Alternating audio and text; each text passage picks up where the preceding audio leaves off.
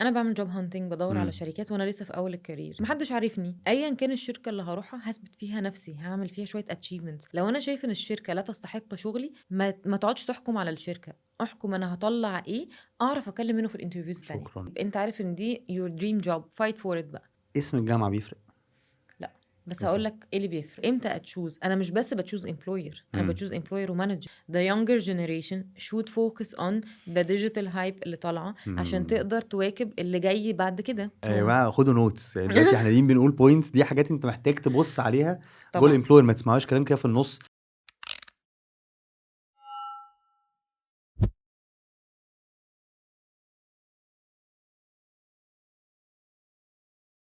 يا مساء الفل، إزيكم عاملين إيه؟ طيب إحنا كل مرّة مع كل حلقة بيبقى باحاول أقول إن الحلقة دي إزاي مهمة، بس المرّة دي ليه بقى الموضوع شوية بالنسبة لي special، لإنه لمّا بتقابل حد لَف في أكتر من industry وفي أكتر من corporate، سواء كانت بقى multinational سواء كانت big local corporate، ده بيenrich الexperience بتاعته بشكل مختلف، والinsights اللي عنده بتكون مختلفة. فالنهارده بقى إحنا معانا حد بالنسبة لي very very close friend and mentor and كل حاجة، باخد رأيه في حاجات كتير. فالنهارده معانا رضوى غريب من فرونيري. إزيك يا رضوى؟ ازيك يا اكرم؟ عاملة إيه؟ أخبارك إيه؟ اول مره احس شُفت احساس حتة المذيعين. ايوه. طبعًا، طبعًا شُفتيني وأنا مذيع كسفت قوي. خطير ها؟ خطير، عاملة ده إيه؟ الفنان سعد يونس ممكن تغير منك.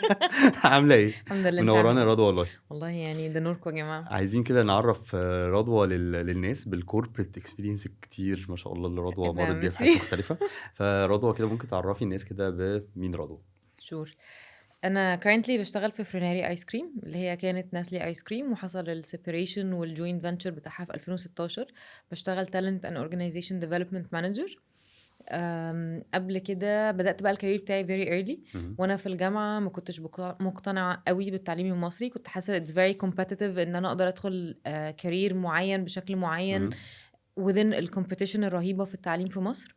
فبدأت بvolunteering activities. بدأت اهم. في ايسك وانا لسه I think كانت تانية جامعة وقتها. أوكي.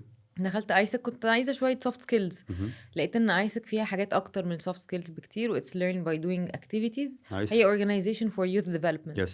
ابتديت ادخل فيها في الحاجات اللي فيها international exposure حلو اكتر. أوي. طلعت معاهم 2 international conferences، أوه! سافرت بره، بقى عندي exposure حلو. كنت بشتغل في حاجة اسمها IGCDP اللي هو أوكي. incoming exchange programs للNGOs في مصر. nice. ودخلت بعدها بقى مع الكوربريتس exchange كمان، programs دي بنجيب ناس من برّه مصر تيجي تحضر كأنهم interns في شركات. يعملوا internships حلو أوي. من 3 شهور ل6 شهور في مصر، حلو او أوي. لسنه لو هم هيقعدوا في الحاجات الكوربريت مش النون كوربريت. حلو أوي. عملنا بروجرامز كتير، اشتغلت اهم. ايامها فولنتير مع PwC أوكي. على اكبر ناشونال بروجكت عندهم للCSR اللي هو تريبل افكت، كان للتبرع nice. بالدم. فكان الكوست بتاعه عالي. إيه ده، أنا ما أعرفش إن أنتِ كنتِ في الproject ده. أنا اه كنت in common في الproject ده. بجد. دي مفاجأة بالنسبة لي، فنكمّل. وايمن. مع أيمن ايوه شحاتة. ايمن yes. شحاته، يس. yes. هيز one of the mentors والناس اللي اتعلمت أيمن منها جميل، كتير. جميل. يس. كانت اول مره في حياتي اتعلم بروجكت مانجمنت. أوكي. فمن ايسك بقى عندي برضو نتورك ظريفه في الكوربريت طبعًا. سايد. اول شغل اشتغلته وانا في الجامعه كان إمم. بسبب ايسك. كان كلاينت من الكلاينتس اللي جايبه له انترنز، فهي wanted me to lead الديجيتال تيم عنده والهايرنج بروسيس. nice. وانا ما كنتش ساعتها اشتغلتِ وأنتِ في عايزه. الجامعة.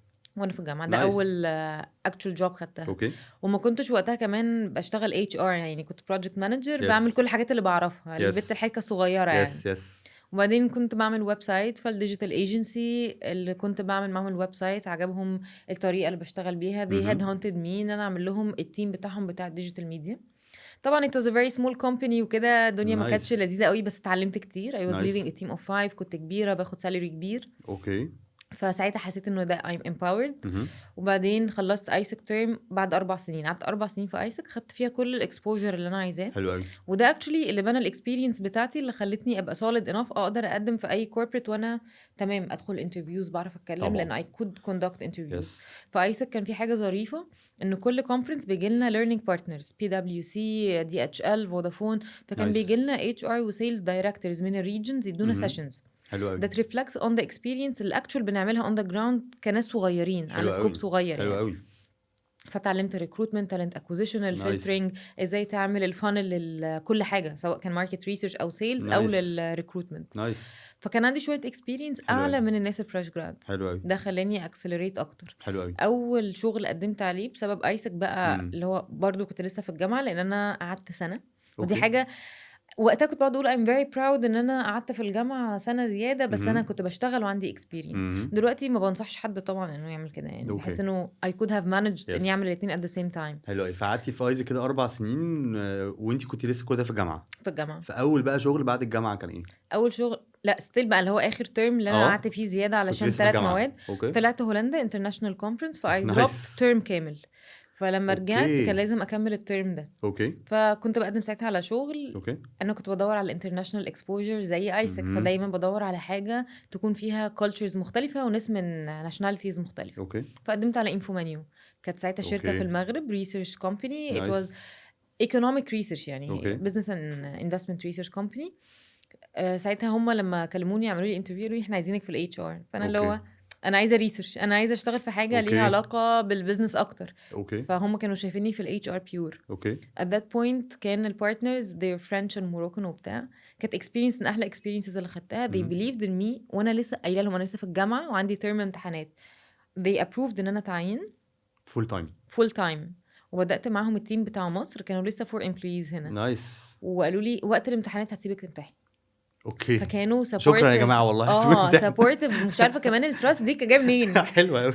actually هم كانوا بيسألوا أسئلة core أوي في talent acquisition أوكي. وأول ما رُحت I analyzed إيه الgaps اللي موجودة وإنه I could manage إني أعمل interviews لناس برّه مصر. إحنا كنا بنعيّن من Europe وUK لمصر والأفريكا وموروكو. طب قعدتِ كده بقى في الشركة دي قد إيه؟ قعدت almost سنتين نايس. وبعدها I was headhunted بقى في نسلي. أوكي. قبل فرونيري. قبل ما تبقى فرونيري. ال3 شهور اللي هم ما بين نسلي وفروناري كان أوكي. ساعتها بس كنت عارفة إن في joint venture بيحصل أوكي. في الآيس كريم فأنتِ وإن رُحتِ أنا نسلي هابقى آيس كريم. رُحت نسلي آيس أوكي. كريم. yes حلو أوي. yes HR برضه. HR أوكي. بس ساعتها بقى كان الرول أكبر يعني في أوكي. Infomenu I could بقى understand إنه أنا كنت حاسة إنه الpassion بتاعي رايح ناحية الNGOs والdevelopment بتاع الناس وإزاي نقدر نشتغل على projects للgaps اللي في الماركت وemploy people وكده. وبرضه ما بين ISEC والشغل عملنا حاجة صغيرة أنا وأصحابي اسمها EASE. كنا أوكي. بنستغل إن إحنا كنا الlocal training team بتاع ISEC رُحنا عملنا EASE وعملنا فيها 4 programs بنروح أوكي. للcorporate نشوف easy like a program training program. المفروض إن إحنا كنا company. عايزينها تبقى NGO فهي المسمى أوكي. بتاعها إن هو شوية أفراد حابين يساعدوا المجتمع في أوكي. الgap اللي موجودة في نايس. إن الناس محتاجة soft skills to be employed. حلو أوي. فكنا شغالين على program designs كل أوكي. حد فينا بيشتغل على جزء فيه حلو أوي. وبندeliver كلنا كنا certified trainers وبندي نايس. trainings وكده. نايس. دي ما فاشتغلنا بين الريسيرش كومباني وما parallel بين نسلي. parallel إحنا قعدنا في أوكي. EASE برضه 3 سنين اللي هم ما بين ISEC وما بين كل حاجة عملناها. أوكي. حلو فكنا أوي. بنعمل programs مثلًا ننزل شركات معينة إحنا عارفينهم that we have approached ومدارس أوكي. وكمان orphans حلو أوي. ندي لكل حد فيهم awareness sessions بالحاجة اللي نايس. محتاجها. نايس. يعني مثلًا عملنا في Save the Children كان awareness campaign عن الculture والsales techniques في مصر للناس الrefugees اللي جايين من أفريقيا عشان نايس. they need ده. نايس. فأنتِ كده الإكسبيرينس كان فيها recruitment وكان فيها learning وكان فيها training وفيها sales وكان فيها sales. إمتى كان السيلز؟ في ISEC. زمان. كنت أوكي. بانزل أريز أوكي. في البداية. بقى مثلًا لو عندنا conferences وكده أجيب مثلًا venue ندخل معاها في حلو أوي. negotiations معينة طب حلو. وهكذا. فإحنا كده قعدنا 4 سنين أنا باحاول أمسك التايم لاين 4 سنين آيسك وبعد كده سنتين في شركة Infomenu yes في ريسيرش. الشركة بتعمل ريسيرش بس أنت بتشتغل فيها HR. yes وبعد كده في النص عملت إيز. yes EASE كانت parallel لآيسك Infomenu دي عاشت معاكي لغاية ما دخلت نسلي. أوكي. دخلتي بعد نسلي. كده بقى كلنا اشتغلنا ما بقاش أوكي. حد عنده yes. كنا تقريبا 12 وكان معانا أوكي. بقى ناس تانية بعد كده. أوكي. حاولنا ان احنا نسستين بس أوكي. طبعا الفولنتيرنج جنب الشغل لما صعب تدخل في طبعاً. مجموعات المالتي ناشونالز كمان بيبقى صعب قوي. نسلي بقى مسكتي نسلي كنت رايحه L&D في الاول اصلا في الاول خالص ودي كده الحاجه اللي بالنسبه لي اكسايتنج لان انا في Infomenu مسكت التالنت اكوزيشن اكروس ال7 بلاد. كنت ساعتها واخده بقى مصر وموروكو نيجيريا وكينيا وساوث افريكا وايران ودي كانت اكسبوجر عنيف ليا يعني كنت بعين من يوروب ويو كي ويو اس للبلاد دي كلها واي ستارتد معاهم كل البلاد دي فروم سكراتش بقى. فامبلوير براندنج كما يقول الكتاب اللي هو learn by doing. وكانوا they believed في كل حاجه بعملها اللي هو هنعمل applicant tracking system والديجيتايزيشن للتالنت اكوزيشن يلا بينا. واجيب كل الابروفلز هننزل الجامعات وهنعمل كذا يلا بينا. هننزل الجامعات دي في البلاد دي يلا بينا. هنشتغل لينكدين ريكروتر سيت ايام ما كان بقى لسه الريكروتر سيت رخيص وبتاع يلا. فكان كل حاجه it was very I was very empowered. وكنت كل حاجه بعملها ليها امباكت عليهم كنت بشوف الامباكت ده. حلو قوي. بس بعدين رحت بقى نسلي وحصلت ترانزيشن اوكي ففي الوقت ده انا رايحه على L&D اوكي وحصل السيبريشن، فكان لازم اوكي يبقى حد responsible عن مثلا اول رول في talent acquisition. I مم. had the experience I raised my نورينا hand بقى. I'll do it. Yes. فيلا اخدتي talent acquisition حلو قوي. مبروك. اوكي مثلا احنا عندنا شويه حاجات في الامبلوير براندنج that we need. دي كان ساعتها فرونيري بقى خلاص احنا هنبقى الترانزيشن بقى، فرونيري. هنبقى قعدنا فرونيري من شهر فهمسك talent من acquisition شهر شويه. 8 لشهر 10 اوكي عارفين ان احنا عندنا مثلا في ايفنت كبير اسمه الكيك اوف ميتنج، ان احنا لازم نانونس ان احنا بقينا فرونيري. في اوكي امبلوير براندنج وفي انترنال براندنج عنيف حلو بيحصل. قوي فطبعا بارت من ايسك يلا شمر، صح. ديزاينرز يلا نايس عايزين الايجنسيز نايس. هنعمل كذا، طب هنعمل كذا. ده قد أخدت ايه الرول ده؟ البروجكت. خد قد ايه بقى وقت؟ اللي هو بتاع الكيك اوف او لا فرونيري بشكل عام، لان انا عارف انت يو ليفت فرونيري ورجعتي تاني، انا عارف لا عشان قعدت سنتين او اوكي 3 سنين عشان امشي، وبعد كده مشيت ورجعت. سبت فروناري في الوقت ده، رحت الان جي او دي. وبعدين at that moment كنت حاسه ان انا عندي unbalance في حته الكارير تشويس، وده اللي خلاني بعد كده apply for career coaching certificate، ان انا ابقى certified career coach، لانه انا عديت بمرحله صعبه جدا. اوكي وكل الناس اللي خدت رايهم كانوا بيقولوا لي advice based on their personal experience. ما حدش كان بيديني الادفايس او التراك اللي المفروض امشي عليه، او ازاي اقدر اختار ما بين حاجتين that I'm passionate about. برضو في جزء passion وجزء acquired experience. خلاص بقى عندي دلوقتي مثلا وقتها كان around 6-7 years of experience in الtalent part, talent acquisition, talent development وكده.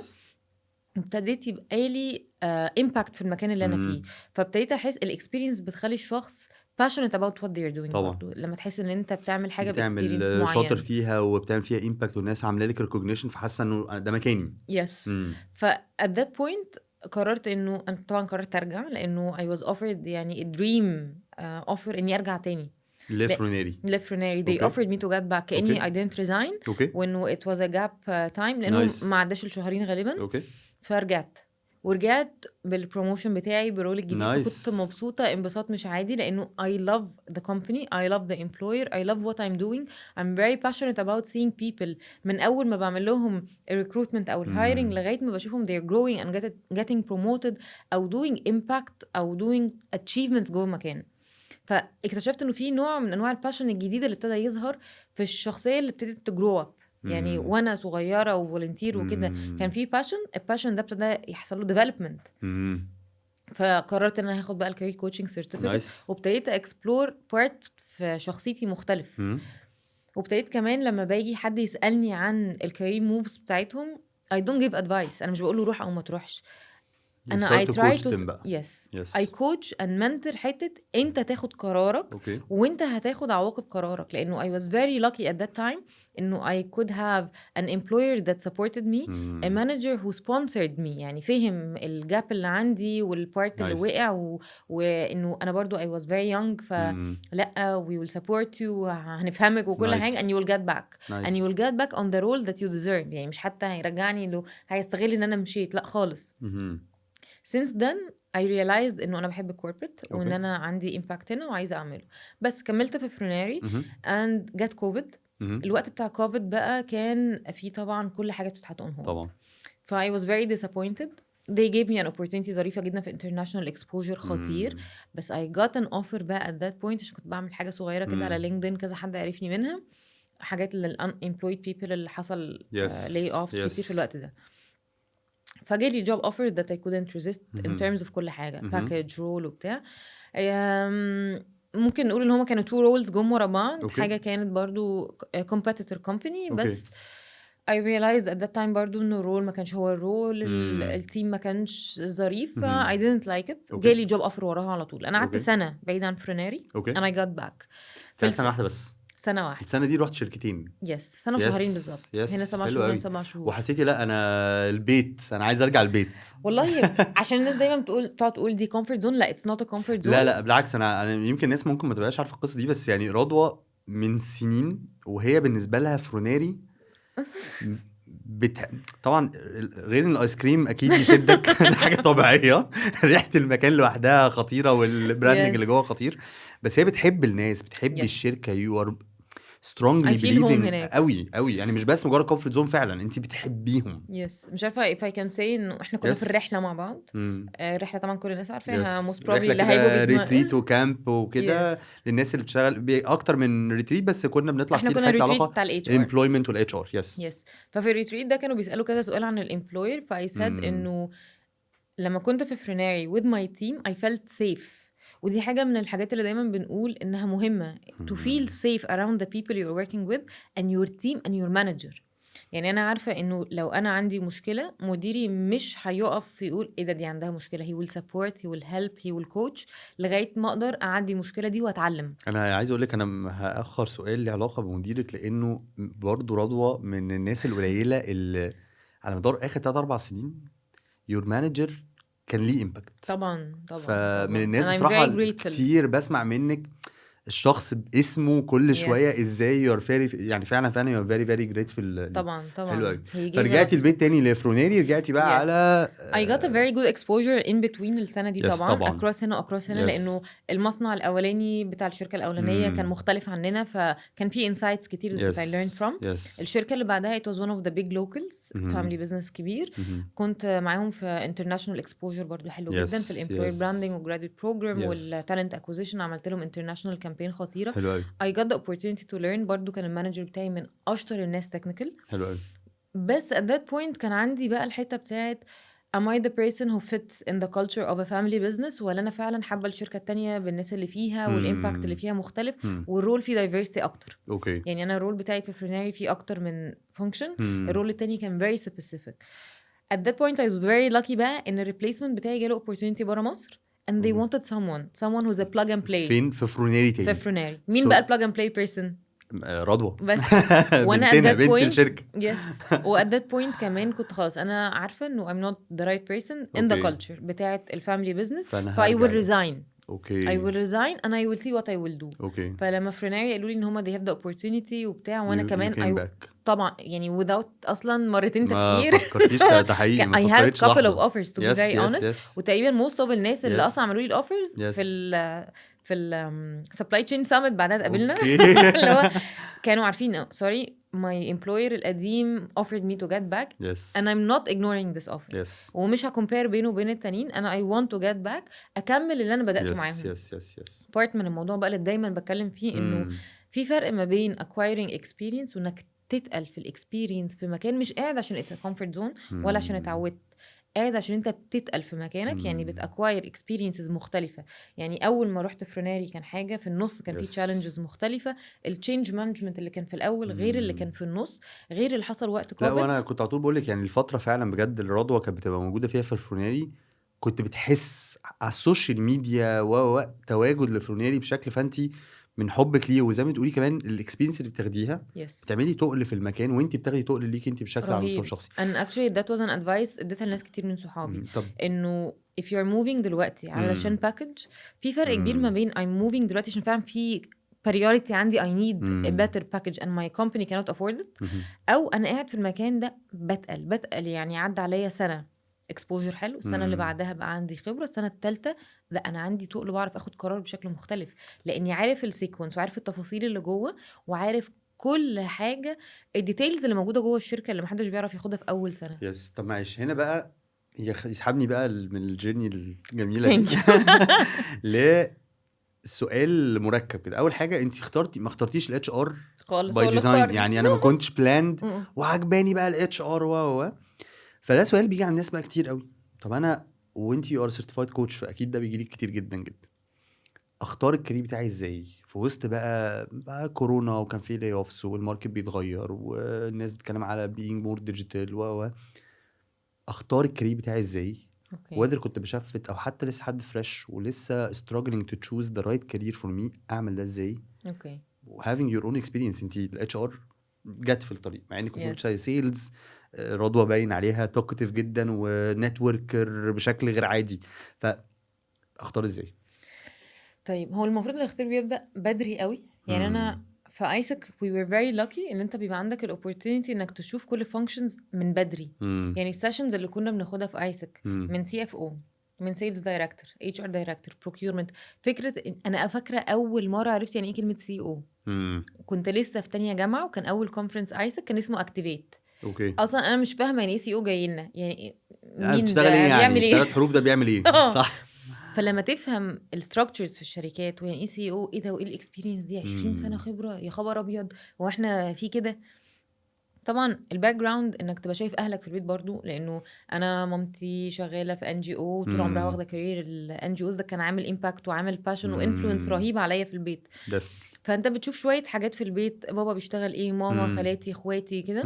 بس برضو وانت في الجامعه، طبعا احنا بدأنا دلوقتي early، بس وانت في yes الجامعه let's assume انه على الجيل yes بتاعنا yes انك بتبتدي تبقى exposed عن طريق student activities organizations volunteering في اماكن زي ال NGOs دلوقتي اللي بتدي لك الفرصه دي. حلو قوي. تبتدي تعرف الكاريرز المختلفه. اوكي فانا مثلا اول ما بدات في ايسك بدات في TM اللي هي تالنت مانجمنت، اللي هي اوكي اصلا بيورلي HR. يس عجبتني وحبيتها، بس انا حبيت الكور فانكشن بعدها، اللي كور هي فانكشن اللي هي اللي هي بتاعت الاكسشينج بروجرام، ان انا اوكي اجيب انترنز من بره. فانا كنت بنزل اعمل بزنس ديفلوبمنت، اجيب لهم اصلا شغل، لازم ادور لهم على اوكي شغلانات اوكي وادخل اكومبيت مع ال 110 بلد التانيين، ان الانترن اللي جاي من برازيل يجي مصر اوه يشتغل عندنا احنا في الان جي عشان او. الاوبورتونيتي اللي انت جبتيها كانت حلوه. بالظبط. وتكمبيت نايس. بقى في ايه؟ كنت اقعد اكمبيت على هجيب له بنفيتس، هجيب له اكوموديشن، هجيب له مثلا فود، هجيب له ترانسبورتيشن الاونس، حاجه تبقى اتراكتيف للانترن اللي جاي مش عايز يصرف فلوس في الانترنشيب، او اعمل له بوكيت ماني.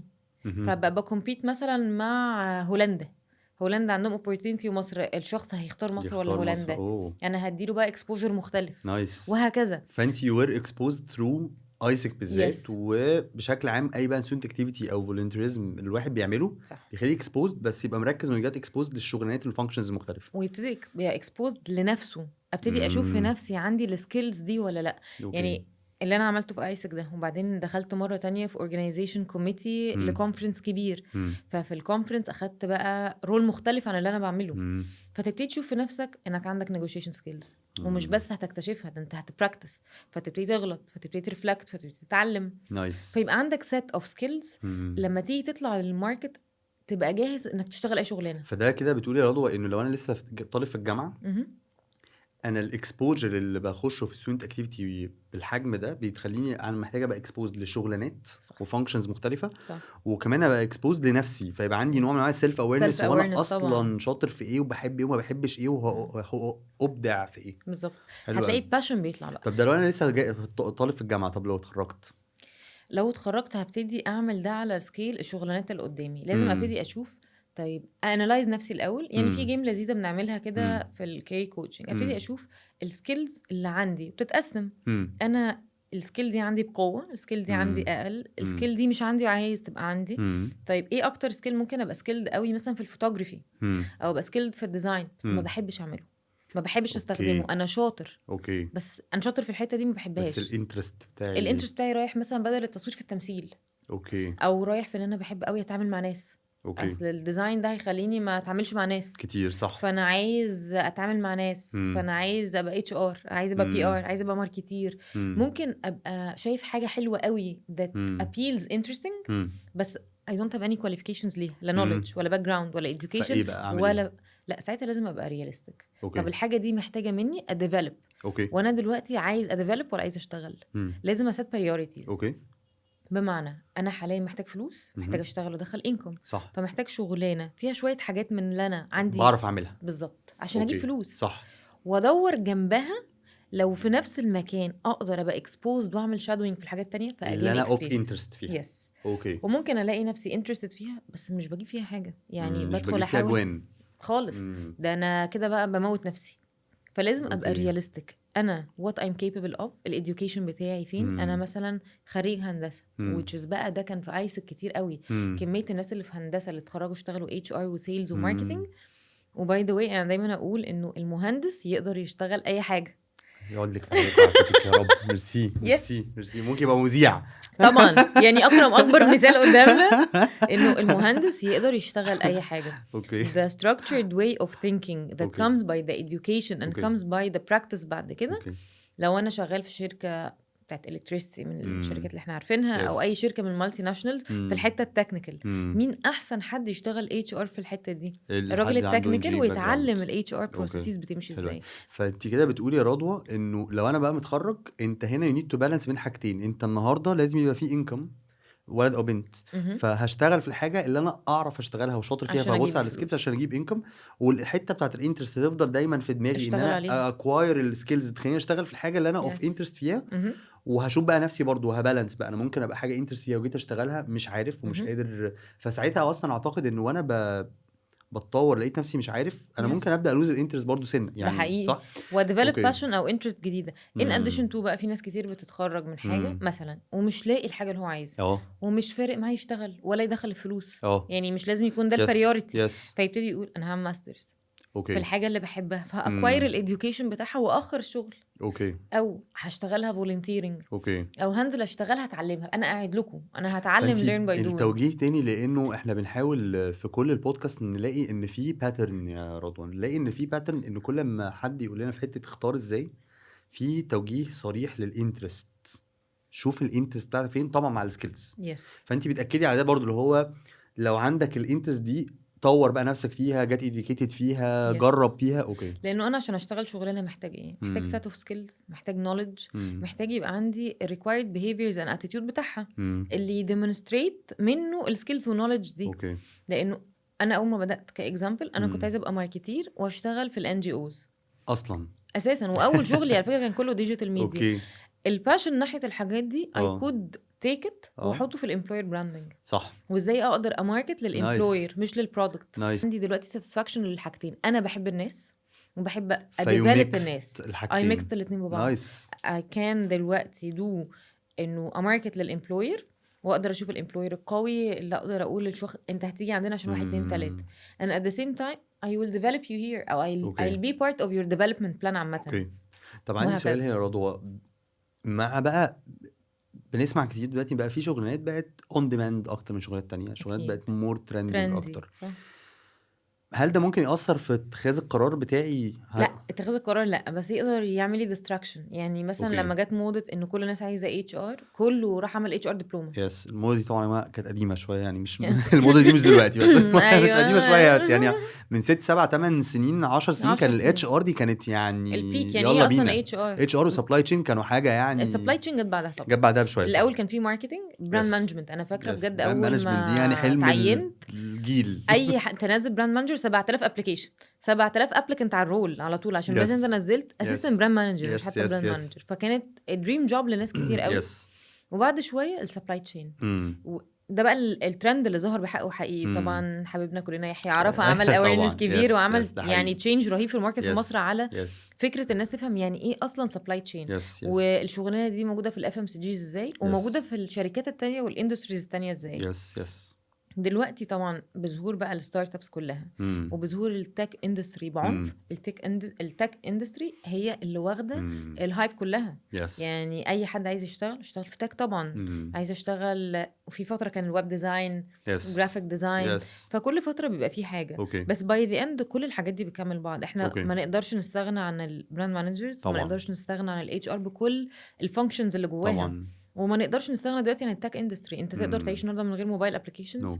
كل الموبايل ابلكيشنز بتفاسيليتيت حياتنا، من اول الاي كوميرس لكل حاجه تانية، الاي فاينانس، حتى في الشركات انترنال. يعني الابلكيشنز اللي بنستخدمها في شغلتنا، الابليكانت تراكنج سيستم من اهم مفيش حد يقدر يشتغل من غيره. وده معناه بالنسبه لك يا رضوى انه انا حتى لو هشتغل حاجه اتش ار فاينانس ماركتنج، انا محتاج ابص على الديجيتال طبعا والتكنولوجي اللي بتخش في المجال ده، لانه خلاص احنا ما if بقيناش you're not updated and aware وبتعرف تستخدم او تكرييت تولز، انت خلاص you're outdated. يعني دلوقتي الناس اللي بتعرف تستخدم الباور بي اي ومايكروسوفت، احنا بنستخدم كلنا مايكروسوفت اوفيس. احنا بقى يا جماعه ايه، انا طبعا ايه بحاول ما اقطعش رضوى عشان خليها تستفيد، بس انا مش عايز اسمعوا الكلام ده عادي. يعني رضوى من الاول الحلقه وبتقول اسماء شركات، تروح قالت بي دبليو سي 3 4. مين بي دبليو سي؟ اتكلمت عن فرونيري. يعني ناس كتير ممكن ما تكونش عارفه ان فرونيري كانت ناس ايس كريم، او دلوقتي بقت فرونيري. فروح دور على الحاجات دي. دلوقتي رضوى بتقول باور بي اي، مايكروسوفت باور بي اي، روح اعمل سيرش ايه مايكروسوفت باور بي اي، انتوا ايه بتستخدموه؟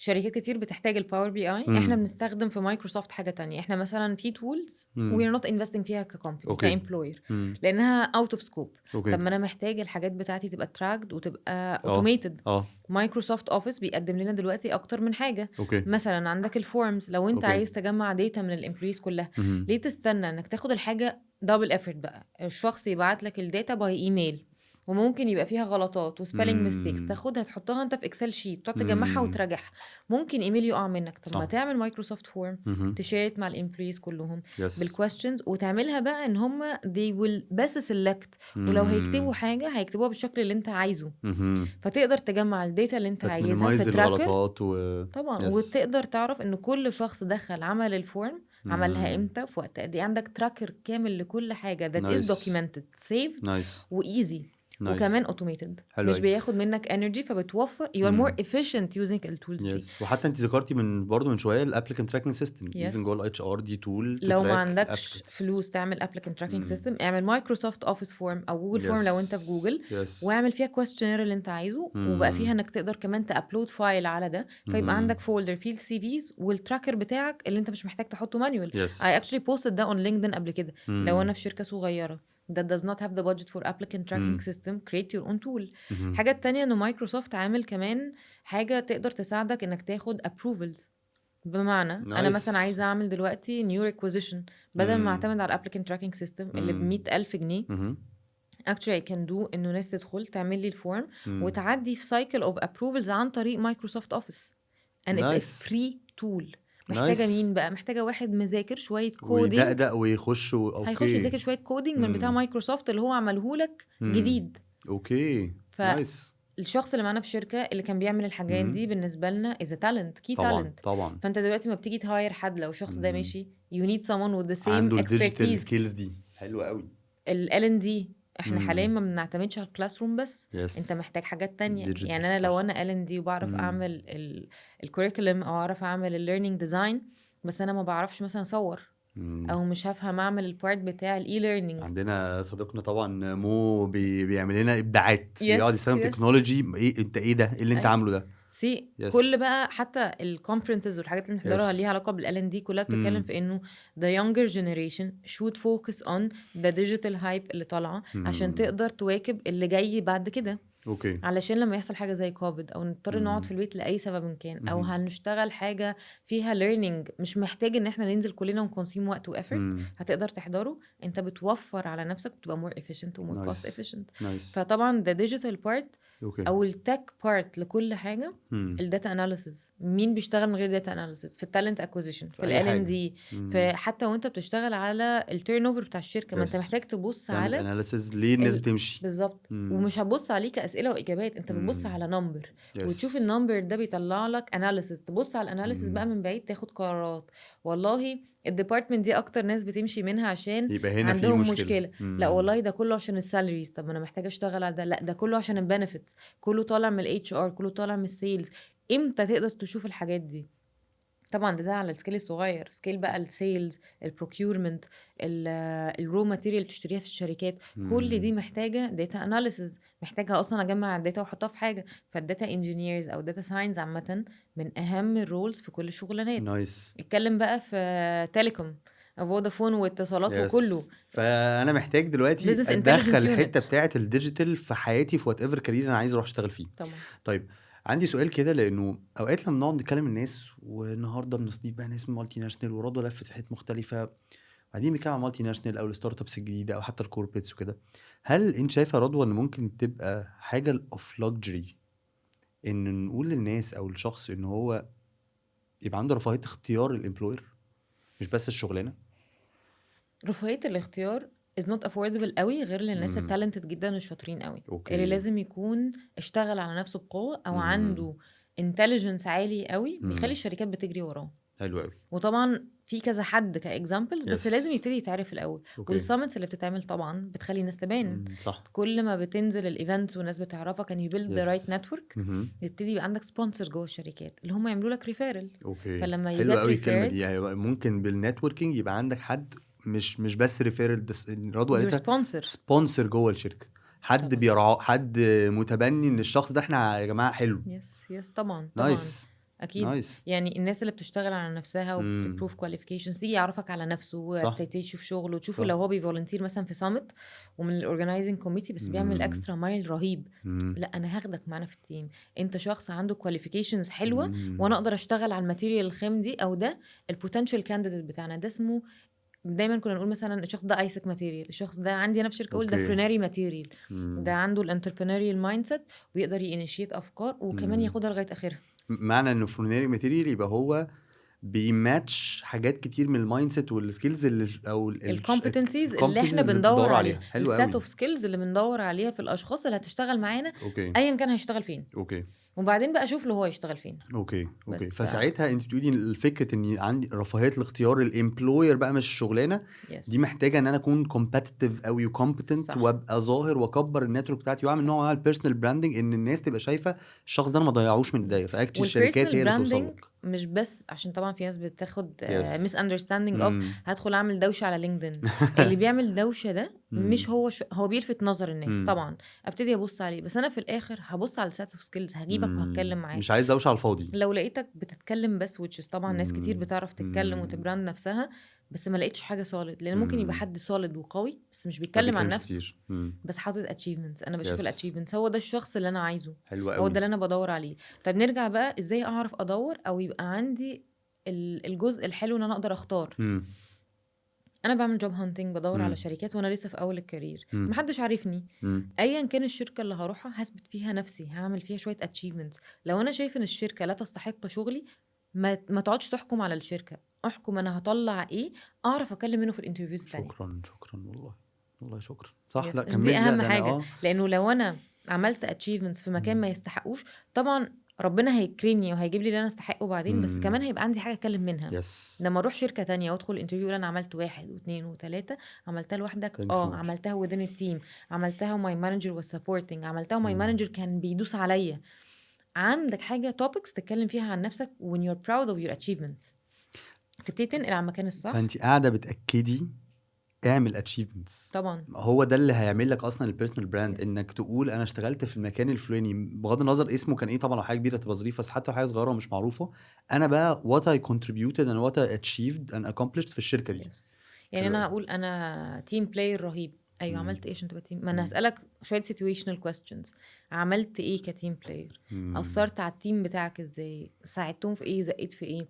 انا بطلع بانيشيتيفز طول الوقت، ايه الانيشيتيفز اللي خدتها؟ طب الانيشيتيف كمل؟ طب اخدت عليه ايوه ريكوجنيشن؟ شكرا بقى. انت بصي دخلتي في تفصيل هنا يا رضوى، معلش انا اسف فور انتربشن. هاو تو بروف ماي سيلف، يعني انت دلوقتي قمتي قايله ايه؟ اعمل اتشيفمنتس، ودخلتي في انه قول لي بقى، انت كنت بتقول تيم بلاير، اثبت لي. فبقى الناس بتيجي في دماغها ايوه اعمل ايه، فاثبت ازاي ان عندي السكيل دي. لازم افضل افتكر السيتويشنز اللي انا بروح فيها. يعني مثلا انا كان عندنا تاسك بنعملها ان تيم ورك، وانا بعرف حته مثلا التيم بتاعي مش بيعرف، انا بعرف اعمل برزنتيشنز حلو، التيم بتاعي بيعرفوا يكتبوا بس مش عارفين يعملوا برزنتيشنز. اوكي. خلصت الجزء بتاعي قمت داخل التيم، يلا يا جماعه هنعمل نفس البرزنتيشن مع بعض واساعدهم، اوكي. ايذر بعلمهم يعملوها او بقعد اعملها جنبهم فيتعلموا، حلو. وناتشيف ونخلص ونروح لمديرنا. انا كده I was a team player, I contributed to my team بأدج عندي عنهم. مثلا انا في السيلز وانا بعرف اعمل نيجوشيشن قوي، وخلصت اصلا الاساينمنتس بتاعتي، عندي حد في التيم مش بيعرف، اقعد مع رول بلاي خليه يتعلمها. انا بنقله من الاكسبيرينس بتاعتي. نايس. غلطت في حاجه وشاركتها مع التيم بتاعي، انا غلطت في 1 2 3 عشان لو حد هيعدي عليها تو افويد. بعرف طول زي بتاعت فالموضوع يا جماعه مش مايكروسوفت كل حاجه ان انا هتنطط انا عملت اوقات ممكن خالص. اكون انا غلطت يس فاي ويل شير غلطاتي. sharing experiences باشكال مختلفه. انا مثلا عارف التول بتاعه الفورم بس التيم بتاعي ما يعرفهاش، انا شاب جيك في الاندستري في التك والحاجات دي، فاقوم داخل على التيم بتاعي اقول لهم بصوا بقى جوجل فورم دي هتساعدنا كلنا، تعالوا نشتغل عليها. او مثلا اعمل سبريد شيت بكل الكونتاكتس اللي عندنا في حته معينه للسبلايرز، فيبقى كلنا عندنا اكسس ونحط النوتس بتاعتنا. نايس. This is a teamwork. This is a person who has influence، عنده influence على كل الناس اللي حواليه بالمساعدة الطيبة، انه انا بساعد ان كلنا هنحقق نفس الاوبجكتيف، لان انا عندي strength وانت عندك strength وهو عنده strength and we need to capitalize على كل ال areas of strength اللي عندنا عشان نبقى تيم قوي. لكن الشخص اللي عكس كده يروح يشوف ده ضعيف في كذا، انا بقى هروح ادوس عليه واوريله البرزنتيشن بتاعتي، انا هخش قدام مدير اوريهم انا البرزنتيشن بتاعتي اجمد واحده وكلهم مش عاملينها. ايوه ما انت ما كسبتش حاجه برضو، هتكسب انه المدير هيقول عليك شاطر في الحته دي، ما هو معينك مم. عشانها. مم. لكن لما تعلم الناس التانية ان يشير مم. اكشلي معاهم، ده اللي بيفرق تيم عن تيم. فساعتها انت اديتي امثله كتير دلوقتي ان ازاي انا كنت فعلا تيم بلاير، باكتر من مثال يقول انا بشارك يس ماي اكسبيرينس، بعلم غيري، بامباور غيري، بانيبل غيري، بساعد غيري. مش لازم يكون يس برضو ان انت اللي عارف وانا بساعد، حتى ممكن يبقى حد محتاج مساعده فانا بساعده. فبروف ثرو اكزامبلز يس مختلفه ان انا عندي السكيلز اللي بتقول ان انت يس. تيم وقبل بلاير. اي انترفيو لازم احضر السيتويشنز دي، ابقى عارف في شويه competencies او value based questions الناس بتسالها في الانترفيوز common. تيم ورك ده اساسي، unless طبعا هشتغل في حاجه مالهاش علاقه بالتيم. يس البروبلم الانيشيتيفز سولفينج. اللي بتاخدها، conflict resolution، problem solving، كل الحاجات دي. وبعدين كابيتالايز على الحاجات اللي فعلا القويه اللي عندك. انا ما عرفتش اعمل اتشيفمنتس، أيوة. شركتي كانت ضدي اه بس حاولت اقول محاولاتي. اوكي. فيمكن السيت اوف سكيلز اللي عندي اللي حاولت بيها الشركه دي محتاجاها وهعمل فيها اتشيفمنتس. وده بيحصل قدامنا كتير. ناس كتير كانوا في شركات شفناهم راحوا لشركات كومبيتيتورز، مديرهم هناك كان بيبيليف فيهم اكتر، بيديهم سبيس اكبر، ظهروا اكتر، او الامبلوير في الحته دي كان اقوى. فلما راحوا هناك they shined يعني like بجد سوبر ستارز هناك خلاص. وده بان كتير في شركات دلوقتي، انه شخص كان هنا عادي يمكن الشركه دي كومبيتيتيف قوي فهو مش قادر يبان، راح الناحيه التانية في التيم ظهر ان هيز شاينينج and he's leading او she's leading وهكذا. طيب هقول لك بقى سؤال بالنسبه لي صعب. انا اسفه بس انا عشان ما كملتش بقيه السؤال، انه اقدر امتى اتشوز. انا مش بس بتشوز امبلوير، انا بتشوز امبلوير ومانجر. حلو قوي دي، لانه انا لما باجي رايح جاي لي جوب اوبورتونيتي، انا رايح عارف مين اللاين مانجر، اسال عن اللاين مانجر، شوف ناس كانت عنده في التيم. اللاين مانجر ده يا جماعه اللي انا بريبورت له بشكل دايركت، مديري مباشر. مديري مباشر ده جزء، ده 80% من الشغلانه، مش بس الشركه. لانه ممكن تبقى الامبلوير قوي جدا بس انا رايحه الديبارتمنت الوحشه هناك، لانه ما فيش امبلوير كامل. كل ديبارتمنت ليها كلتشر غير كلتشر الشركه. مين اللي بيأسس الكلتشر دي؟ المدير. ممكن يبقى مدير ده لظروف ما شاطر جدا بس مش حاببني، او الاثكس عنده يعني عندها عافيه كده، او مديري ريسيست، او مديري بيحب جندر معين، او مديري شخص مودي، او مديري بيحب هو اللي يبان ما بيحبش يبين التيم بتاعه، او العكس تماما. فانا كمان لازم اساس مديري قبل ما اروح.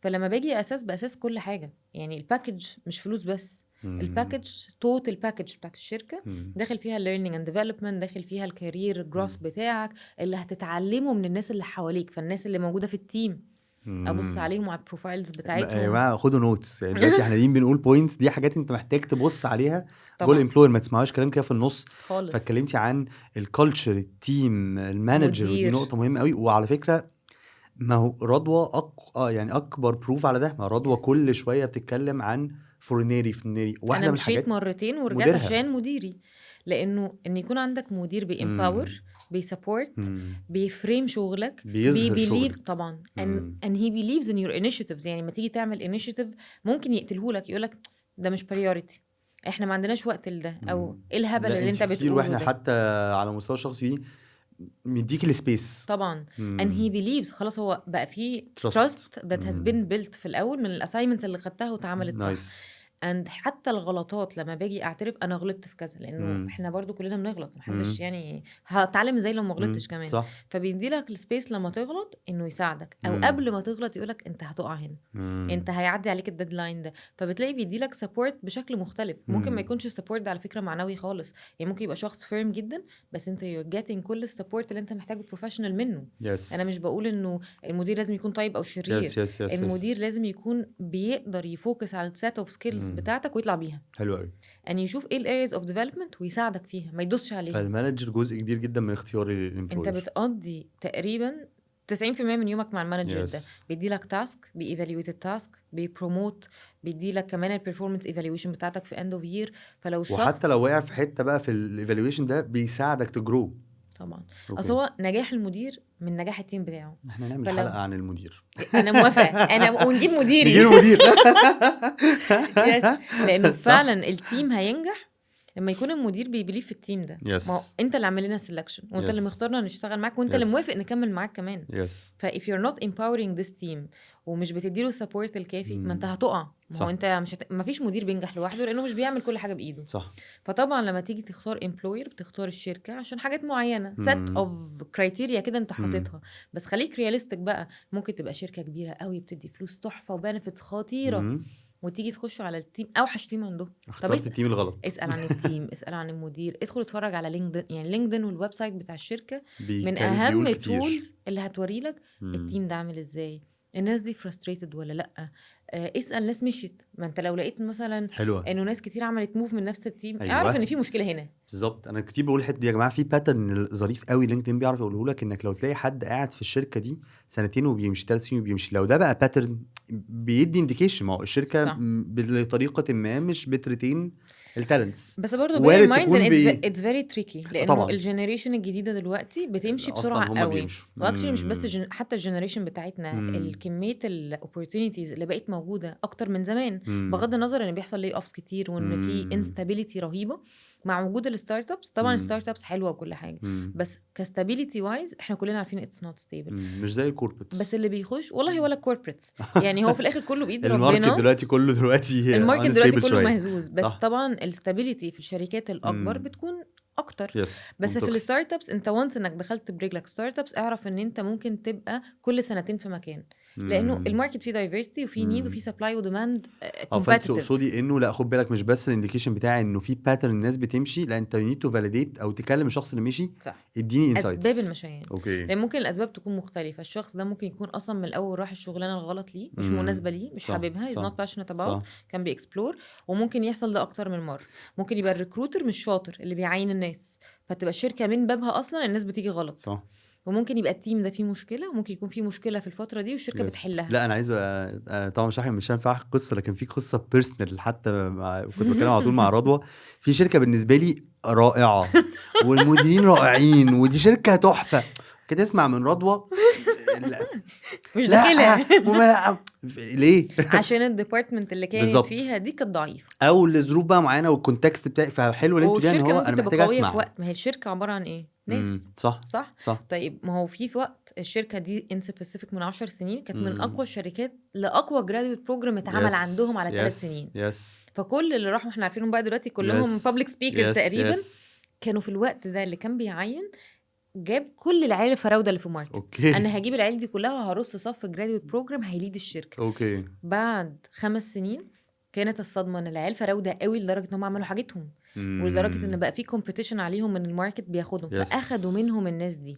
بعد شويه التيم اللي عمل كل الانيشيتيف ده اتوزع على بلاد تانية. فدي هي دي بقى الانسايتس اللي انتوا ليها. ما دي مش هقدر اعرفها من لينكدين. فانا ساعتها لما هسمع بقى من رضوى انت يو ليفت هنا واتس يور انسايتس واي يو ليفت، ساعتها هسمع منه انسايتس، هسمع منه انسايتس من جوه الشركه. وفي حاجه تانية مهم بعد ما هسمع الانسايتس وانا هبتدي اعمل احكامي واحط بريوريتيز بتاعتي، في حاجه بقى اسمها ليرن باي دوينج. بجد انا هكتشف لما ابقى على ارض الواقع.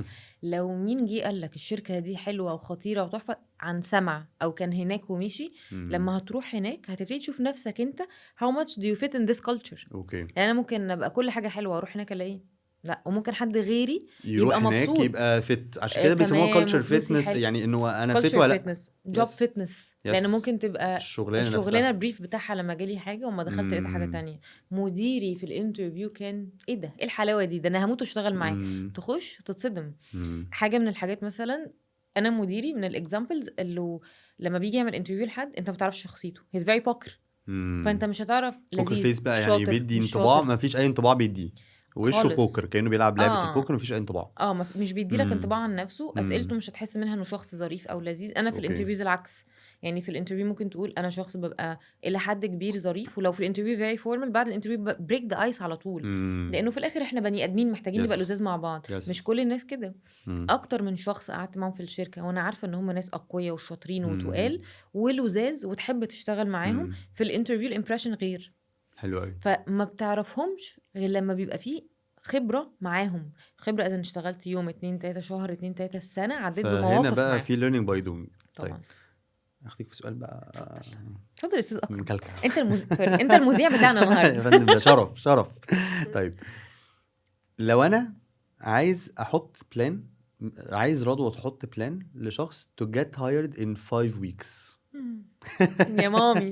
طبعا هي حاجه يعني ميتافور يعني، بس لو انت فعلا عايزه تقولي لحد جايد كده في 5 اسابيع اعمل ايه، that might accelerate طبعا دي تبقى معجزه من ربنا ان حد يشتغل في 5 اسابيع، لانه طبعا حاجه من الحاجات اللي دايما اقولها لما ببدا مع اي حد الجورني بتاعه الجوب هانتنج، انه حط في دماغك انها بتحصل من شهر لسنه.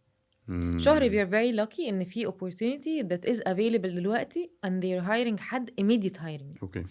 this is when you can go. طيب ما انت بتحط شويه priorities زي ما اتفقنا. انا بعمل job hunting، بعمل application form، بدخل على لينكدين، اكلم بقى recruiters، اكلم اللاين مانجرز، انا يا جماعه بدور على الشغلانه دي، انا عايزه اكلم الاكسبيرينس دي. الريكروترز، اكلم اللاين مانجرز. طبعا اوكي. ما انا بدور بقى على سبونسر ليا، برافو. بس اتكلم ازاي؟ انا بدخل بتكلم بروفيشنال، ما ببقاش زنان، ما ببقاش بايخ، ما ببقاش رخم. مش بقول له راجع لي السي في عشان يعني بتحصل كتير، ولا لا رجالي سي في تروح لحد تاني، بالظبط. حد يعني بيقدم ما دي تتقداش كسيرفيس. معاك. في ناس كتير قوي دلوقتي بالظبط. بيعملوا ده، وعلى فكره مش كلهم اتش ار، في ناس كتير في يس. الماركت they are willing to help اليونجر جنريشن او الناس اللي بيدوروا على شغل، لانه جزء من انك ترجع للمجتمع بحاجه تفيده، وان انت عندك خبره في حته معينه وعايز تساعد الناس. يس. وخصوصا باللي بيحصل دلوقتي طبعا يعني. طبعا. حلو. فدور على الشخص اللي يساعدك، ما يبقاش الشخص اللي بتقدم عنده يعني. أوكي. خليك برضو ذكي. يس بالظبط. انت بتقدم يعني شفت الشغلانه دي، شايف ان ده الريكروتر او الاتش ار في الشركه دي او البيزنس بارتنر بتاع الشركه وده دي، بيبان على لينكدين، بيبان مين تخش اللي على البيج عامل بتاعت الشركه. احيانا واحيانا بيبان يس. الجوب بوستر يس. على لينكدين مش بالظبط. دايما بيبقى عامل لنفسه انه يبان. يس يس يس. في ناس بتعمل ده عشان هم يس. عايزين ناس تابروتش، وفي يس. ناس بتبقى بس مش عشان ممكن الناس عايزه. بتبقاش عارفه الحته دي، انه يا جماعه اوقات بيبان انه الجوب مين بوست. اللي عامل الجوب بوست من يس. جوه الشركه، فده يس. اللي انت ممكن تتواصل معاه مثلا. بس فاللي بيحصل انه انا بدخل على الشركه، ادور على الاتش ار بيبل اللي جوه، ابعت لهم، ابعت انا فلان فلاني الشغلانه دي عجباني وانا قدمت فيها، و I have the set of qualifications, set of skills اللي محتاجه. can I have an opportunity for an interview مثلا. تبعت لللاين مانجر تقوله ممكن اكلمك في التليفون ندردش مع بعض، اتعرف عليك وتتعرف عليا، يمكن اكون a good fit للرول ده. في اكسترا مايل اكبر طبعا، بس بيحتاج building rapport، انه ممكن اعزمك على كوفي عادي. احنا we're open in the market دلوقتي. ولو حد في النتورك بقى ده ألذ وألذ. لو في common friend ما بينكو common people، وانت عارف ان انت فعلا فت للشغلانه دي، مش بتبقى بتدور وخلاص. اوكي. الحاجه التانية، انت بتدور في الشغلانات على الحاجات اللي open for immediate hiring، وبتلاقي مثلا الجوب vacancy بيقدم عليها 3000 واحد. اعرف ان الفرصه بتاعتك ممكن ما تكونش عاليه. طيب انت عارف ان دي your dream job، fight for it بقى. هحاول اوصل للانترفيو، واعرف انه الانترفيو عاده بيبقى فيه شورت ليست، يعني ممكن تبقوا 3 4 5 كواليفايد، هم بيختاروا اكتر حد فت للشغلانه. طيب هقدم، ده زي صيد السمك او الصيد في البحر، انت بترمي السيفيز في اماكن كتير، ودايما دايما دايما الاوفرز بتيجي مع بعض. تقعد مستني شهر شهرين، تيجي في الثالث يجي لك احسن 3 اوفرز، تبقى قاعد هتشد في شعرك تختار مين فيهم. لو جيت من اسبوعين يعني كنت اخترتك وخلصت. ده for people who are very lucky واللي فعلا عملوا job hunting يعني professional واشتغلوا على نفسهم من الاول. لانه وانت بتقولي دلوقتي انا هبعت لحد من الاتش ار هايرنج مانجرز، انا محتاج ابقى عارف انا شاطر في ايه وليه هبقى شاطر في الحته دي عشان اعرف اقنعه حتى انه وانا عايزه اشتغل ليه. ما ممكن يكون دلوقتي عايزه اشتغل عشان مش لاقي شغل، لانه finding the right job in the right place بتاخد وقت على بال ما بتلاقيها. فبتاخد وقت، ما ده طبيعي، مش عيب خالص. ولو انت شخص ترانسبيرنت والشركه نظيفه، ممكن تقول له انا هاجي اشتغل معاكم فتره عشان انا بدور على شغلانه في حته. اكشلي دي حصلت معانا، حد جه اشتغل ان هيز فيري نايس، هيز فيري ديسنت، عنده كواليفيكيشنز كتير. والشغلانه اللي بيقدم عليها في المانجمنت كونسلتنج بتاخد من 6 شهور لسنه فور هايرنج بعد الانترفيو. فقال لنا انا هقعد معاكم يا 6 شهور يا سنه، احنا محتاجين حد، ومحتاجين حد بالكواليفيكيشنز دي، اتفضل لما هيجي لك الجوب اوفر. and this happened with me في انفومانيو. اول ما تعينت، انا فاكره مش عارفه ينفع اقول اسامي ولا لا، بس مارتن ده كان البيزنس اونر. اول ما اشتغلت قلت له انا ما بحبش الاتش ار، وانا جاي اشتغل معاكم عشان محتاجه اشتغل وعشان عجباني الشركه وعجبني الانترناشونال اكسبوجر. انا عايزه اشتغل في ان جي او. قال لي طب انا هقول لك حاجه حلوه، بتحبي ايه في الاتش ار هنحطه في الجوب ديسكريبشن، حابه السوشيال ميديا هنشتغلها مع بزنس ديفلوبمنت. this happened لما بقى في كريدت، لما انا I proved qualifications وهو عايزها. قال لي لما يجي لك الجوب اوفر بتاعت الان جي او، انا اول واحد السبورتي وخليكي تمشي من غير ما يكون في اي مشاكل، بس خليكي معانا لغايه لما اجيلك. فريدي ما جاتش، صح. ومن هنا بدا حبي اصلا للشغلانه نفسها. ان انا قعدت واي جوت ذا اكسبيرينس، سافرت معاهم كازابلانكا، رحت المغرب، عملنا بلاننج ميتنج، اتعلمت منهم كتير. بس it requires ان يكون في حد you're very lucky to have him in your career اوكي اللي يديلك اصلا الاوبورتونيتي دي. يس وكانت اول مره اشوف في الشركه حاجه اسمها exit plan. يعني معانا واحد بقاله 5 سنين في الشركه وقرر انه عايز يلف العالم ويبطل شغل اصلا. اوكي فقال لهم انا قاعد معاكم سنه exit plan. انا ما فهمتش اصلا، كنت عمر صغيره. ايه انت عايز وجم ايه؟ بقى بيحكوا لي احنا فلان ما كانش مصري طبعا مم. والريزاين من الفرع بتاع المغرب وعايزين نجيب له ريبليسمنت خلال سنه. فعايزين حد هيجي جونيور يقعد معي يتعلم منه وهو لما هيجي يمشي. دي احلى بروبر اكزيت بلان شفتها قدامي انه مم. انا I'm very straightforward مع المانجرز مع الاونرز. انا همشي بعد سنه مم. prepare حد مكاني ياخد مني هاند اوفر اكروس سنه يكبر اوكي بقى معاكم. اوكي وممكن تحصل في خلال 6 شهور. شفتها بقى قدامي اكتر من مره كسيكونس. اوكي طب باك عايز تقولي حاجه كمان في الحته بتاعت الفايف ويكس بلان؟ احنا كده قلنا نتوركينج، ابدا امشي في الجوب بروسيس، ابقى عارف انت محتاج ايه دلوقتي، عايز حاجه immediate hiring ولا لا انا مش مستعجل فانا ممكن اشتغل على نفسي واقدم على حاجات عارف ان هي ممكن تبقى مش immediate Yes. hiring وكده كده بتقولي بتاخد وقت. وفي حاجات احنا عارفين ان الشغل فيها سهل. بمعنى لو انا عايزه ايوه اشتغل في كاستمر سيرفيس أيوة. هلاقي كاستمر سيرفيس، شكراً. كول سنتر سوشيال ميديا. ما فيش اكتر من الشغلانات اللي بتبقى الناس بتدور عليها لكاليبر قوي في الحته دي يجي فيها. حلو قوي. فانت هتكمبرومايز لو انت عايز تشتغل حاجه معينه اوكي انه دول الافيلبل جوبز اللي موجوده دلوقتي. فانا هروح كول سنتر عشان محتاج اعمل فلوس. Yes. وعلى فكره اي كان اكسلريت جوه الكارير ده. جدا جدا اطلع من بقى جدا من كول سنتر ريبريزنتيف لتيم ليدر في الكواليتي في لترينر يس ريسورس مانجمنت حاجات كتير قوي. فجوه بيبقى فيه Yes. opportunities يعني ما that you never تتخيلوش know بس ان about. كول سنتر دي ولا كاستمر اكسبيرينس دي لا يا ايه ده دي حاجه مش حلوه. انا لا اشتغلت كول سنتر وانا في الجامعه قبل ايسك. اشتغلت على نفسي في الكام اسبوع دول، بس بيجي لنا سؤال كده وانا بختار بقى الشركه وبختار الامبلوير وقاعدين كل الحاجات الحلوه اللي بنقولها دي، بيجي لنا سؤال كده بسيط قوي قوي قوي قوي. الجي بي اي تقدير خسرنا كتير. لا خالص لا خالص خالص. انا واحده الجي بي ساقطه أخبار. سنتين اوبا برافو ده مثال حي. ما هو مثال حي وما اتعلمتش واللي ورا بجنيه. الكامله مثال حي. وفي كل انترفيو دايما اقول انا ما اتعلمتش في الجامعه بجنيه، مش ب2 أوكي، جنيه، بجنيه واحد. بجنيه ما اتعلمتيش بجنيه بيه. من القيمه بتاعت دلوقتي. دلوقتي لا قيمه قصدي. زمان قصدي. لا زمان بقى عشان يبقى كان ذو وقار آه. شويه. اوكي هقول لك معانا في ناس في الجامعه اتاخروا اتخرجوا بتقدير امتياز واشتغلوا في شغلانات تيبيكال تجاره انجلش. انا خريجه تجاره انجلش عين شمس. عشان دايما الناس فبس حلو قوي دي ما قلناهاش دي في الانترودكشن. حلو ما بحبش اقولها. تجاره انجلش جامعه عين شمس. ما اتعلمتش ب2 جنيه. انا شخصيه عاديه جدا. النهارده اشتغلتي في كوربريتس ومالتي ناشونالز كتيره ما شاء الله وفيري فيري فيري بيج لوكال كوربريتس ومالتي ناشونالز مختلفه. فمش عادي اهو. وبتقولي كمان بقى بالنسبه لك انا الجامعه ما اتعلمتش فيها خالص خالص. براكتس ميكس بيرفكت اساسا. بالنسبه لك انت بقى النهارده كريكروتر الجي بي اي بالنسبه لك عامل ازاي؟ it depends على الشركه وعلى الشغلانه. ايوه حلو. بمعنى في شغلانات بتحتاج الماده العلميه بالجي بي اي زي ايه؟ زي هندسه. اوكي ما اقدرش اعين مثلا ميكانيكال مينتننس انجينير او الكتريكال انجينير وهو مش شاطر او مش فاهم او مش مذاكر. مش ممكن يكون شاطر وفاهم ومش معاه جي بي اي. اعمل له تكنيكال كيس ستادي اشوف. يعني في اسئله بتتسال بيزك اصلا في اول انترفيو. ارسم لي دايره الكهرباء. ما هو لو جاي لي واقع قوي وما رسمش دايره الكهرباء اللي هي اصلا اي بي سي لو انا ممكن ارسمها اصلا. يس ده في كارثه. يعني فساعتها اقصد هنا حكمك ما كانش بس بالجي بي اي يعني انت ممكن اقول لك انه عندنا في الشركه حاليا انا مش ببص على الجي بي اي. اوكي اللي بيحدد لي الشخص اشتغل على نفسه على الانتربيرسونال سكيلز ايام الجامعه قد ايه. حلو قوي. بس في حاجات زي ما بقول لك بتاع الكواليتي اشورنس. الشخص اللي بيشتغل في كواليتي اشورنس بيشتغل في النيو برودكت ديفلوبمنت او الار ان دي.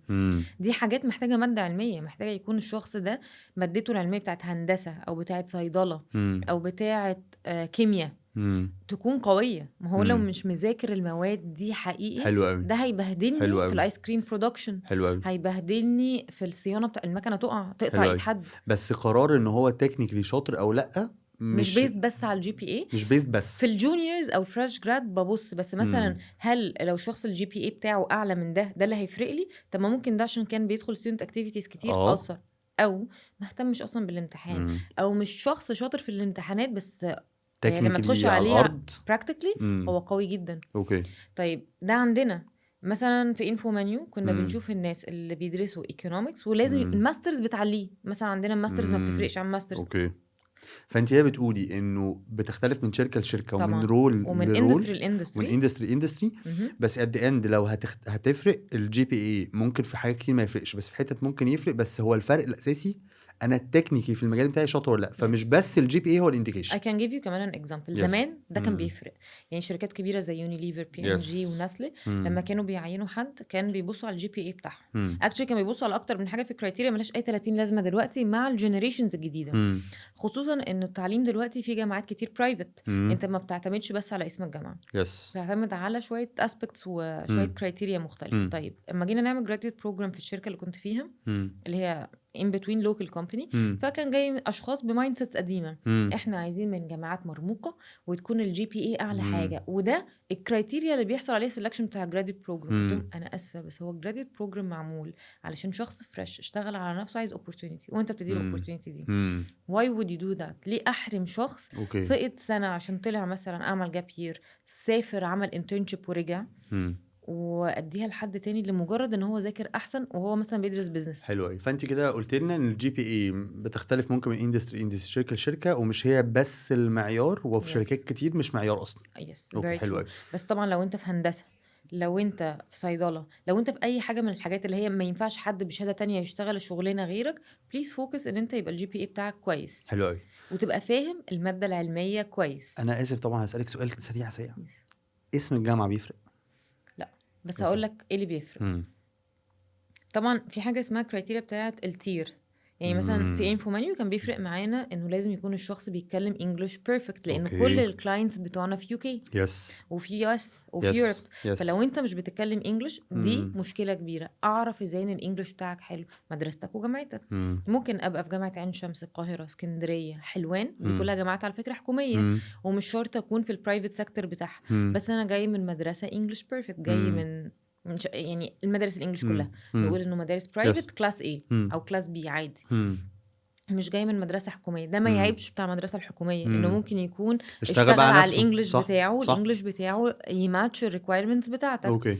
and by time الناس بتديفلوب الانجليش كاكسبيرينس من يس. البيزنس انجليش اللي بيستخدمه. يس. طيب ايه اللي بيفرق تاني؟ الميجر جوه الجامعه.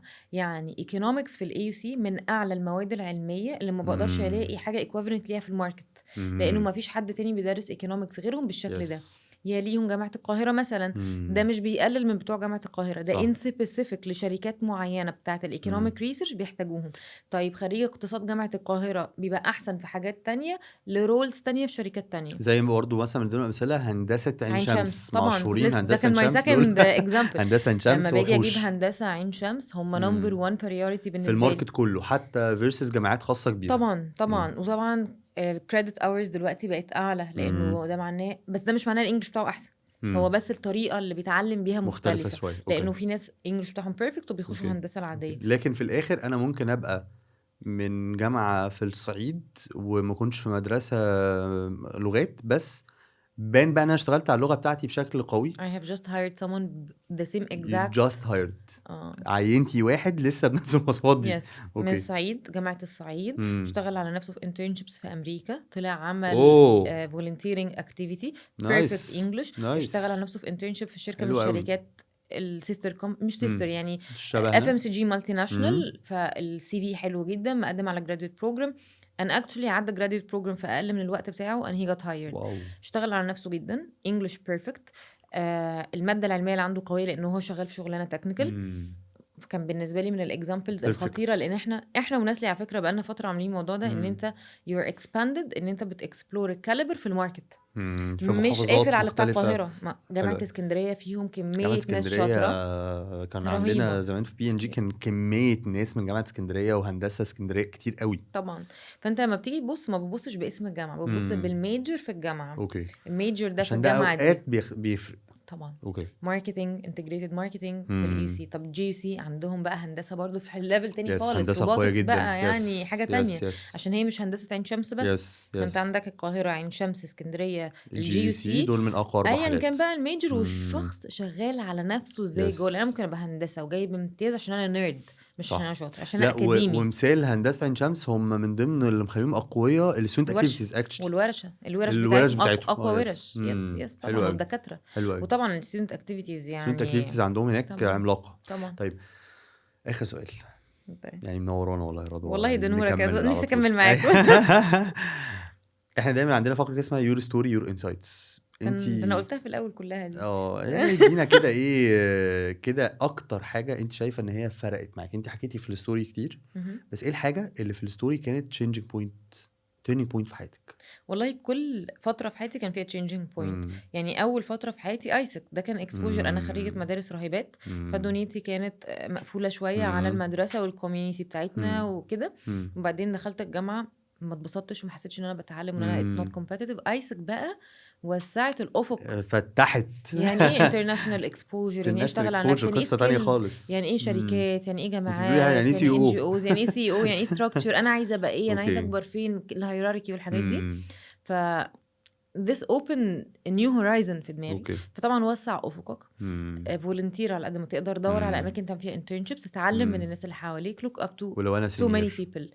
لو انا سينيور يعني أنا اكبر يعني، الشركات، الامبلوير اللي انت فيه، النتوركينج ايفنتس، الناس اللي في النتورك اللي انت بجد محتاج تلوك اب عشان تتعلم من غلطاتهم فانت ومن شايفه الحاجات ان الكويسه. النتوركس بتاعتك طبعا النتورك بتاعتك دي غيرت حاجه معاك ما كتير؟ كانتش موجوده زمان ايام مامتي وايام ما انا كنت مم. صغيره، ما كانش في كميه الايفنتس اللي بتحصل دي، مم. الكوميونيتيز اللي بتتعمل. مم. يعني شابو شابو شابو الرحله، المقر، يس يحيى عرفه باللي عمله، شابو يس انتوا باللي انتوا عملتوه في حته يس السبلاي تشين سامت وما بعد ذلك يس بقى هشام كله، جوستي واي وسبلاي سامت. كارير. يس. فكل الحاجات اللي عملت الكوميونيتيز دي، على قد ما انت بتشوفهم ان هم they are competing، انا بشوفهم they are building او definitely بيخلقوا بيشتغلوا مع حاجه بعض. جديده صح. للمجتمع وللناس اللي بتدور على كارير شيفت او على كارير انسايتس، او اصلا يفهم يعني ايه كارير ده، يعني ايه ماركتير، يعني ايه انجينير، يعني ايه سبلاي تشين، يعني ايه اتش ار، ايه ده فلو فيه انا هنا حد ايه. حتى متخرج وكبير، انت يور انسايت من يور اون ستوري هي كبر نتورك وجوين بقى كوميونيتيز يس. معينه، ومش كبر كبر النتورك فيها. النتورك ان انا محتاج يبقى عندي الناس دي كلها على لينكدين ويبقوا اصحابي وحبايبي وبحبهم، او ابقى رخم وبايخ، او ابقى لازم انتوا انا ان قوي. لا خالص، انت محتاج تعرف الناس دي عشان تستفيد منهم ومن خبراتهم. ادخل. انا زمان اول حاجه علمتني، انا جيك على لينكدين من وانا انا فاكره 2007 كان يس لسه اصلا هم 20 واحد يس في مصر يس تقريبا. يس يس كنت بدخل اتفرج على 2007 دي بالنسبه لي رقم. انا دخلت على فيسبوك 2009 اوكي. يعني فاهم امبرست. لا اكشلي انا كنت في ثانويه عامه اعتقد لما فتحت لينكدين اول مره، كنت باكسبلور اوه. ايه اصلا السوشيال ميديا تشانلز، كنت انترستد جدا في الحته دي. فكنت بدخل اتفرج على بروفايلز الناس، اشوف بيشتغلوا فين، بيعملوا ايه. ومع الجامعه وبعد كده كبرت اكتر، ابتديت اتفرج اكتر إيه الشخص ده عشان يشتغل مثلا ويب ديزاينر، عشان يشتغل عملي. وايه الماسترز اللي خد، ايه الماسترز دي. حلو اتعلمت قوي. اكتر ما دخلت انفو منيو وانا بسكرين البروفايلز. حتى ما بعمل اي كارير كوتشنج لحد اقول له شوف الرول اللي انت حابه، ادخل اكتبه واتفرج على كام حد بيشتغلوا، حلو قوي شوف دي. بيعملوا ايه، وقبل كده عملوا ايه، ازاي قدروا يوصلوا للرول ده، طب كانوا بيدرسوا ايه، لان ممكن طب حتى في عمل حاجه بسيطه الناس تقولي في اليو ان اشتغل ايه يا جماعه. انت ممكن مش عارف اسم الفانكشن، خش على الناس اللي يس اشتغلت، بص هو اتخرج من وذاكر جامعه ايه، ايه، كليه ايه، عمل خد ايه. ايه، واول شغلانه كان اسمها يس. ايه. انا في ناس مثلا حسن قهار عشان من صحابنا، لما كنت يس. بتفرج عايزه اعمل ماسترز، عايزه اذاكر حاجه، دخلت اتفرجت. هاني رضوان، رضوان. ايه الماسترز اللي عاملها. اتفرجوا بقى على البودكاست بتاعتهم يا جماعه. يس. فدول صحابنا وفي النتورك وناس يس they are studying hard بيشتغلوا على يس نفسهم. ف يس I would love to learn الناس دي بتعمل ايه في حياتها، عملوا ماسترز في ايه، عملوا دبلومه في ايه، طب ايه اللي عندهم حلو، طب ممكن اذاكر ايه، اكلمه واساله فحتى do ايفن you بنتعلم recommend. من بعض. That's why طبعا وانا بقول في الانترودكشن، انا بالنسبه لي رضوى ممكن تبقى ماي اون منتور، ارجع thank you. اسالها واخد رايها في حاجات Yes. which is true. كلنا بنتعلم من بعض، Yes اصغر واكبر. انا بتعلم من yes ناس لسه جونيورز yes بيجوا yes عندنا، yes ايه ده اصلا انا ما اعرفش they are updated يعني عندهم حاجات انا ما اعرفهاش. ف I حلو would like to learn الحاجات دي. فخش اتفرج على بروفايلز ناس، شوف الناس نايس بتعمل ايه الحاجات نايس. اللي ممكن اذاكرها. This is my only advice انه حلو قوي. expand your network for learning purpose مش for socializing purpose. yes for يعني learning purpose في دي فرق ما مهمه بين قوي. انا عايزه اشو اوف. يا رضوى بجد والله نورتينا وشرفتينا واديني Thank you. انسايتس وقلت لنا شويه تيبس كده صغننه، وبجد بجد يا جماعه ضروري. في كلام كتير انا بس ما كنتش ببقى عايز اقاطع وريفلكت على كلام رضوى، في كلام كتير في نص رضوى كده بتقوله بسرعه، روح اعمل عليه سيرش ودور عليه. لانه حتى ايفن في الرساله الاخيره انت ليه في حته الليرنينج، وذكرتي بقى حته الكتب والحاجات اللي انا بتعلمها وبقراها ازاي. فحتى ايفن فكره السيلف ليرنينج مهمه جدا. بس بجد بجد ثانكس سو ماتش يا رضوى. Thank you and thank you for the podcast لأنه حقيقي you always add value للناس. من events البودكاست الفيديوز يعني keep going لأنه بجد والله الحاجات دي بتفيد الناس كلها. وأنا عن نفسي بتعلم قوي لما باجي هنا. sometimes الأسئلة نفسها بتفتح لنا إحنا حاجات نتعلم منها أكتر. ف thank you so much. وانتظروا بقى البودكاست الخاص برضوى. Yay. Thanks so much يا رضوى. Thank you يا شباب. Thank you.